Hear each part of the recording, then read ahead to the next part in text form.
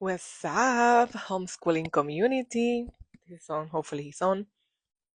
I wanted to come live tonight for not the first time because I've been live before, but I wanted to give you some tips on homeschooling.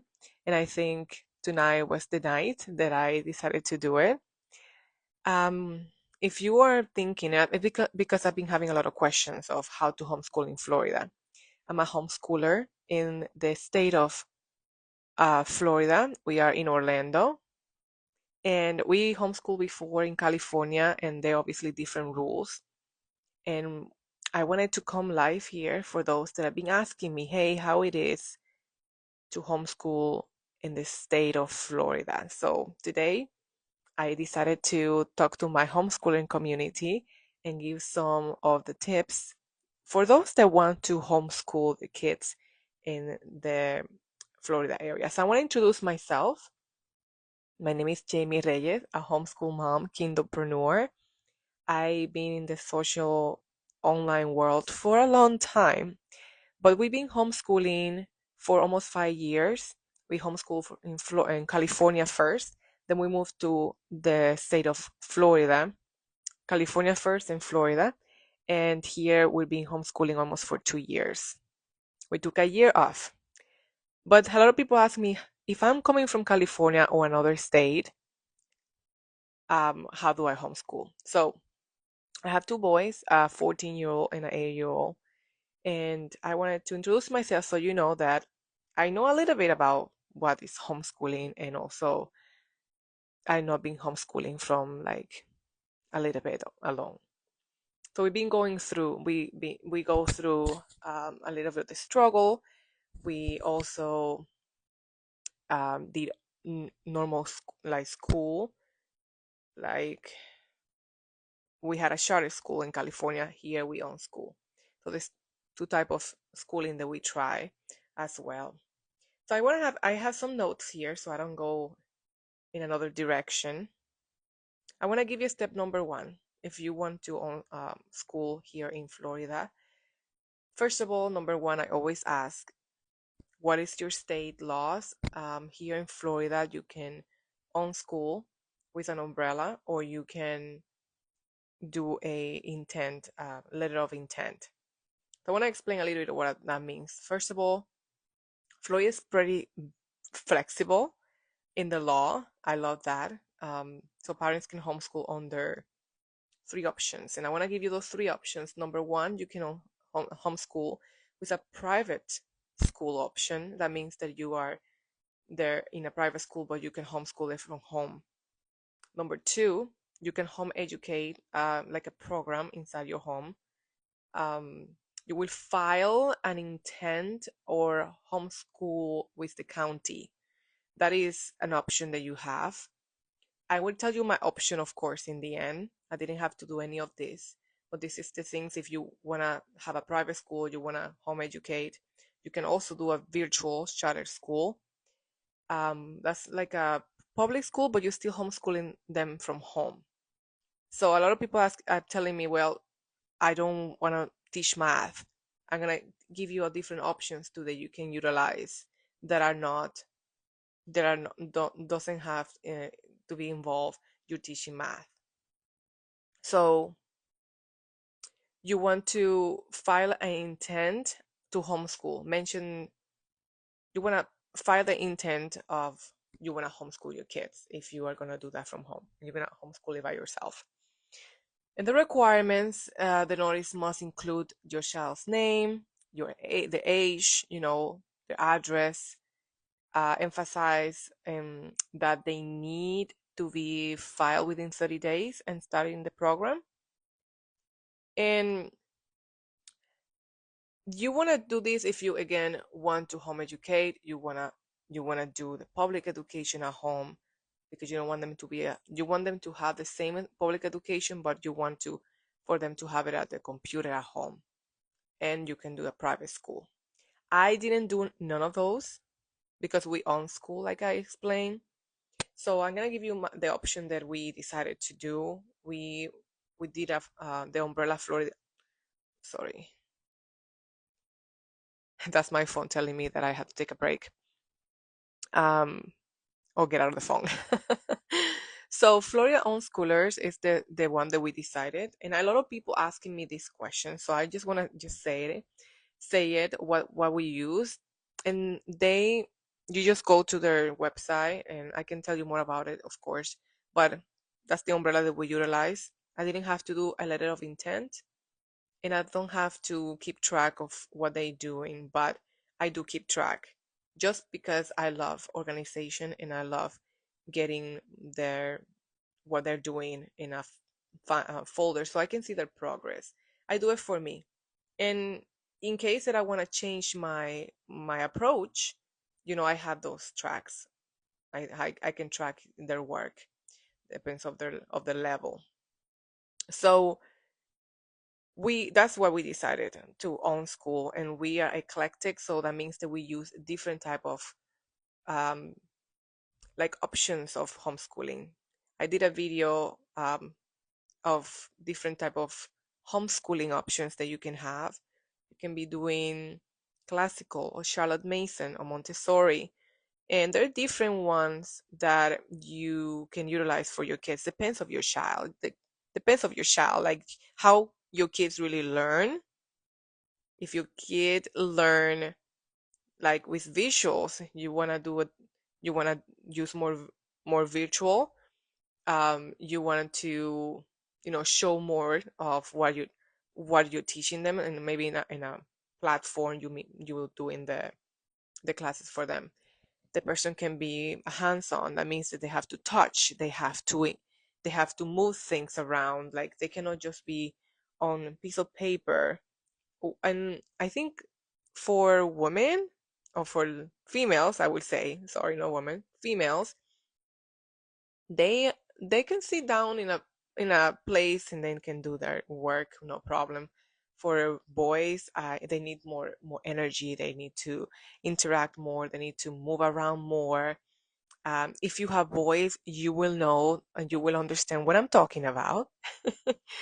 So you want to make sure you know their style. Actually, I have a book. Let me see if I can show you the book. I got it in one of my the conventions that we visit every year. um, I will recommend for you to go to a convention. Let me get this book. I want to show you this book because if you don't know how your child learns, I got this book in one of the convention and I met the author of this book as well, and it's called 8 Grade Smart. And this is a book for you to discover and nurture your child's intelligence by Kathy Kors. So I just want to recommend you a book. And there's so many books, so many podcasts that you can listen to. At some point in time, I wanted to do a podcast too for homeschoolers, but I'm still, that will not happen yet. So I wanted to again give you step by step how to start your homeschooling your kid if you have them in public school, even if you have them in a private school, but you want to switch them into a home education. Don't be scared, number one. Number one, don't be scared. Because if you're scared, it's normal and it's scary to take a decision like that, but it's normal to be scared of you taking the whole control of your home for your child's future, right? But if it's something that God has been calling you to do, just listen to the Holy Spirit. Okay. So number two, you want to find a community. This is so crucial because if you don't have a community, you don't have a place where you can ask questions. You don't have a place where you can tell them your fear, like the way that you're feeling. You want that people around you where you can they know what you're going through. They've been already there. It can be somebody that is just starting. It can be one person. It can be a community of a few people. There's so many communities on Facebook, so many. So join a community, very important again. Look for homeschooling co-ops. The co-ops, let me explain a little bit of what a co-op is. A co-op is a place where you go as a is more than a few, like a few mothers. They're getting together, and they one can teach one subject, the other mom can teach another subject. They have these different subject that they teach to their kids, and they can rotate. And co-ops most of the time are connected. They you have to participate. It's not like you drop in your kid. There are places, there are homeschooling co-ops that you can drop your kids. There are not many, but there are available as well, because maybe you don't want to teach a subject.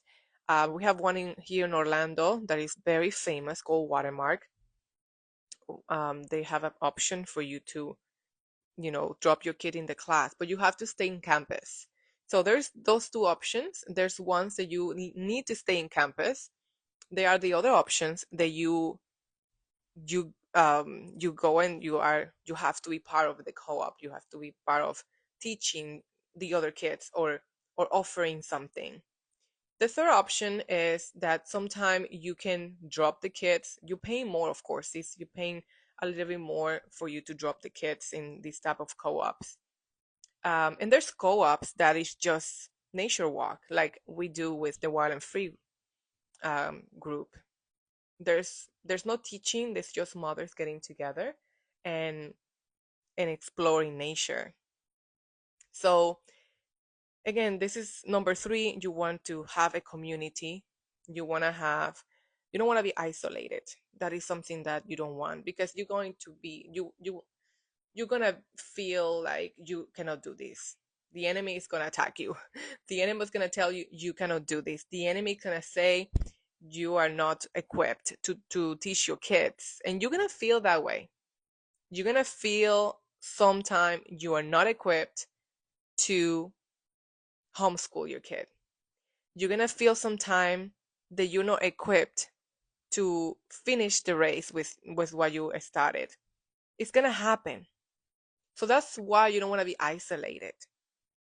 It's so important that you have a local group, either online, in person. I would recommend 100% that is in person, because in person you feel the warm. You need people around you. You need your kids to have friends.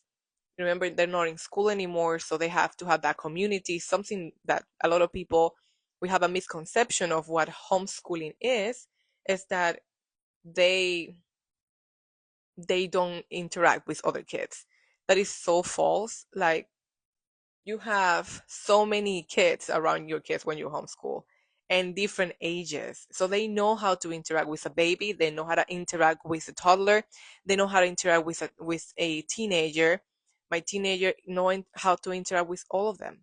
So I'm telling you this because don't feel like because there's a teenager involved, you don't want to be part of it, because you want them to have the same age. When you homeschool, the whole beauty of it is that you can interact with different ages, so you know how to act in those different scenarios. In normal school, you don't have that, and in real life, you interact with everybody, different ages, and you need to know how to react with every single one of them.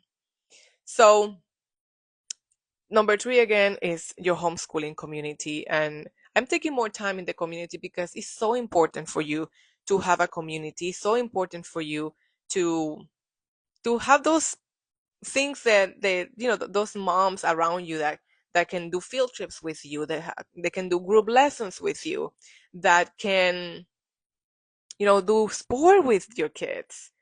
My kids are in jiu-jitsu. They have a community there. um, so it's very important for you to do that. Let me see if I'm not getting anything. Mm, well, you can find again. You can find these groups on Facebook. There's websites. There's Instagram. Hashtags that you can find homeschoolers. So I hope this definitely help you. So number four, you want to evaluate your progress and adjust. This is huge, because you're gonna notice that sometimes the curriculum that you choose is not for your kids. sometimes you will see that this curriculum that you spend so much money is not something that you are going to finish. You will have to switch curriculums. And that's the good thing about homeschooling, that you can switch curriculums when you need it. You don't have to stick with one. And it happened to us several times. For it, last year, we had no curriculums whatsoever. We decided to not use any curriculums because we were just like going back to basics. And this year, we started using a curriculum. Then we started using a program. And the important part is that your kids are learning, that you have very clear. I'm going to tell you number 5, then have very clear the goals that you have for your kids. How do you want them to see in the future? And it's possible, it's so possible for you to have a unique idea and vision for your family and your kids, but not just for you and your husband. Your kids need to know this too. I sit them down, and we have meetings where we can talk about how their future is going to look like, how their future how their how their future is going to look like, and how they're going to be represented, like how they're going to be looking in the future, how the character is going to be.